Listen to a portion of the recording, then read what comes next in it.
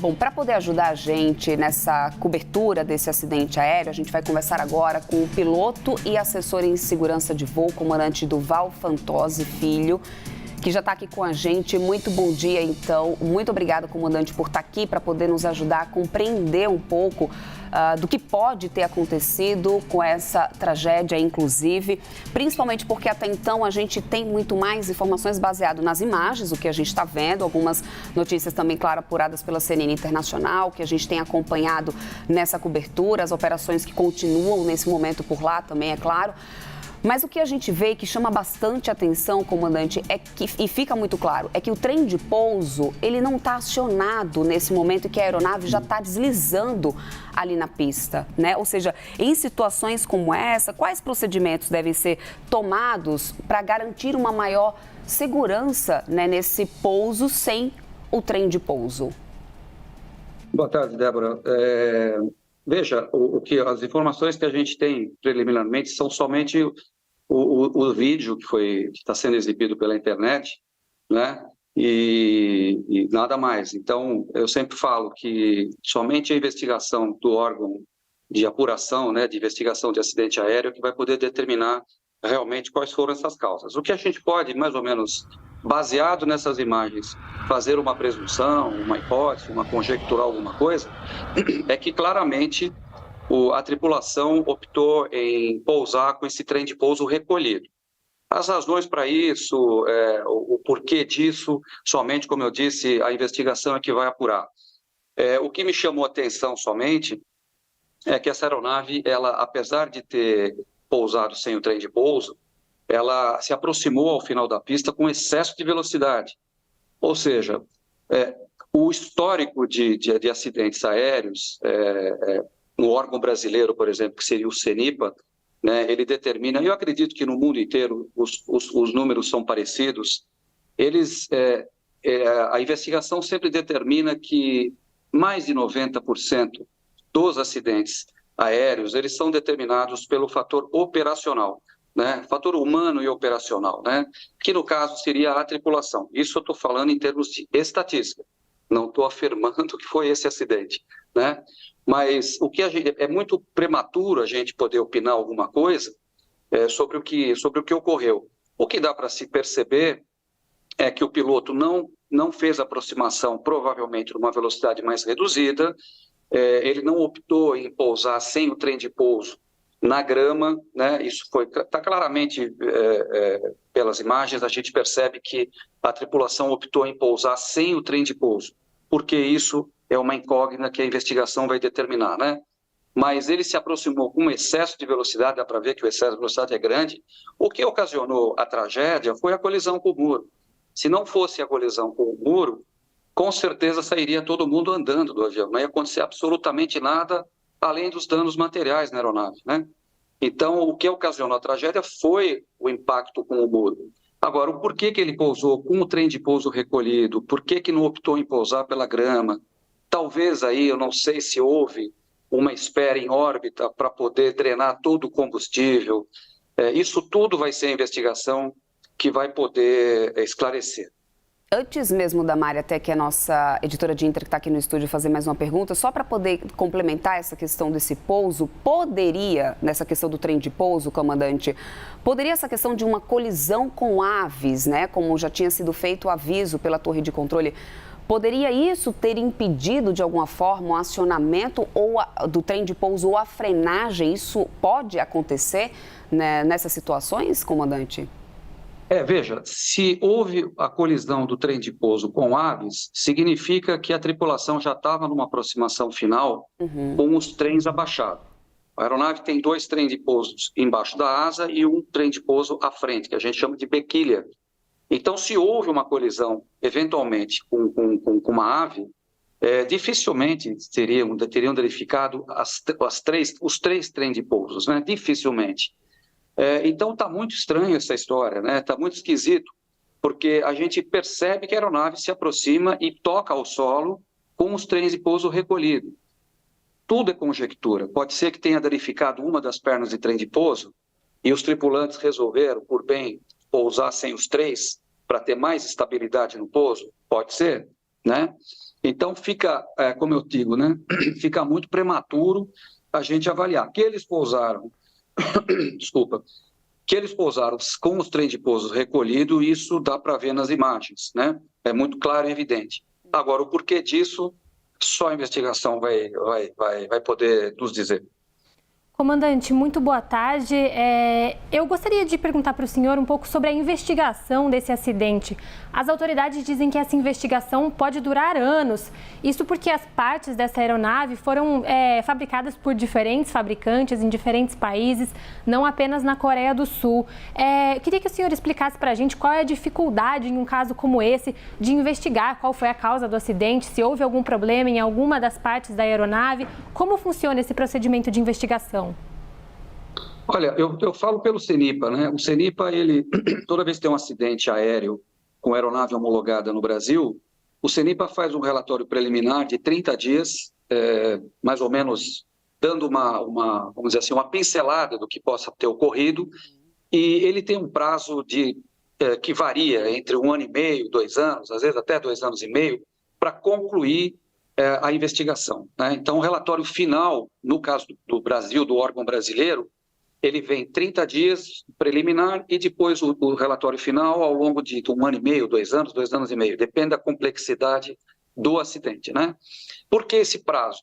Porque os investigadores, eles vão a fundo montar um quebra-cabeça o porquê desse acidente, né? Então, é investigado tudo.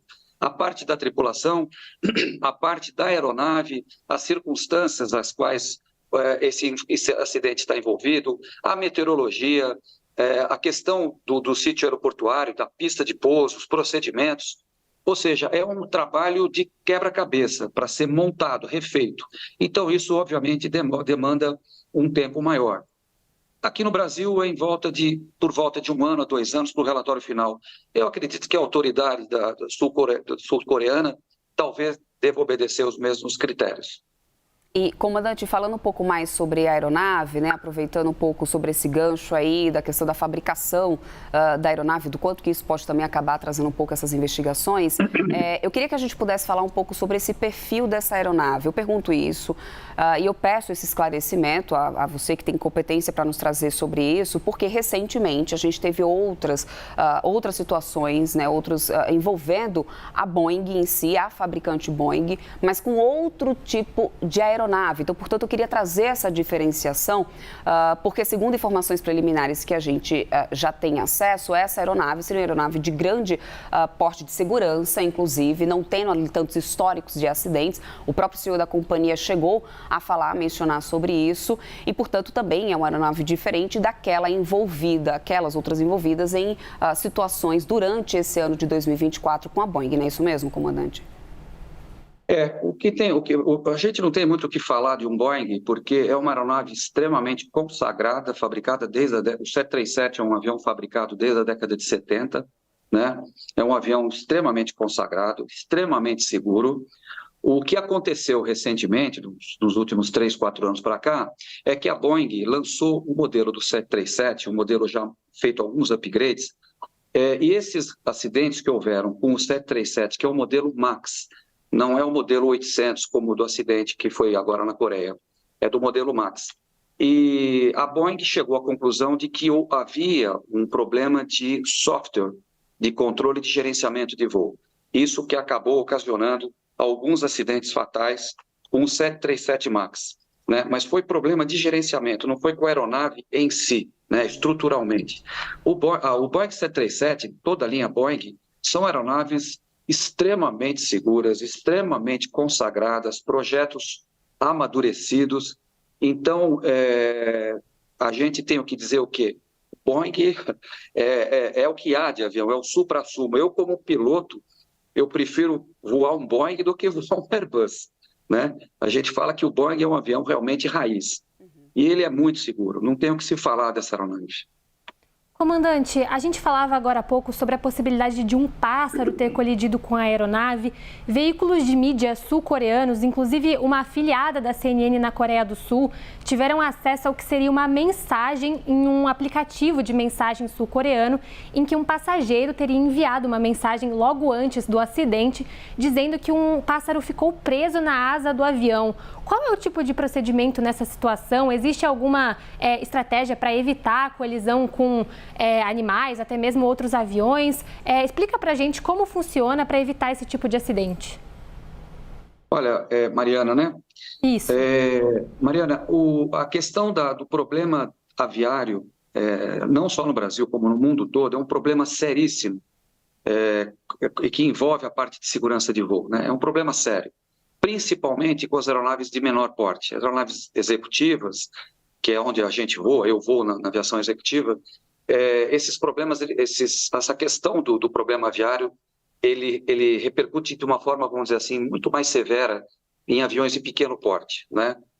Já tive colegas que se acidentaram, perderam visão. Na aviação comercial, o avião, por ser maior, ele está, vamos dizer, de certa forma, protegido. Não sei se vocês se recordam, ocorreu um acidente com um Airbus em Nova York, que ficou muito famoso, que foi aquele pouso do Rio Hudson, onde a aeronave decolou lá do aeroporto de Nova York, e após a decolagem, talvez acho que 5 minutos após a decolagem, 3 minutos, os motores tiveram a ingestão de um grupo de pássaros que passava. Isso foi tão grave que provocou a parada dos motores, né? Então, o comandante na época ficou muito famoso, o comandante Sullivan, ele imediatamente, com a aeronave sem tração, né, sem empuxo, ele imediatamente curvou a aeronave e pousou no Rio Hudson, foi muito feliz naquele pouso e salvou todos os passageiros. Então, essa hipótese também pode ser uma hipótese que tenha acontecido. Poderia ter, vamos dizer assim, numa aproximação final, essa aeronave ter colidido com pássaros, um grupo grande de pássaros, ter perdido ambos os motores. Isso é tudo conjectura, gente. Não dá para dizer, né? Só a investigação mesmo. Mas também pode entrar como fator contribuinte, a ingestão dos motores. Parando um motor, parando dois. Se parar um motor só, esse avião ele voa, vamos dizer, de forma absolutamente normal, com apenas um motor. Todos os aviões bimotores, eles são fabricados para se voar com um único motor, senão não teria sentido você colocar 2 motores, né? Agora, a questão de bater no trem de pouso, é muito cedo ainda para a gente poder fazer uma avaliação, né?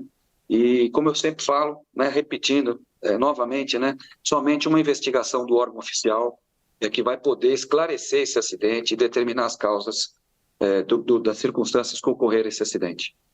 Comandante, eu quero muito agradecer a tua disponibilidade, conversar, explicar um pouco, né, do funcionamento até de uma aeronave desse porte, para que a gente tente entender o que pode ter ocasionado aí essa tragédia, infelizmente, mas claro, também acompanharemos as investigações para atualizar os nossos telespectadores. Muito obrigado por conversar conosco. Falamos então com o piloto e assessor em segurança de voo, comandante Durval Fantozzi Filho, aqui durante esse domingo. Um bom restinho de domingo para o senhor. Muito obrigada pela participação. Obrigado, igualmente.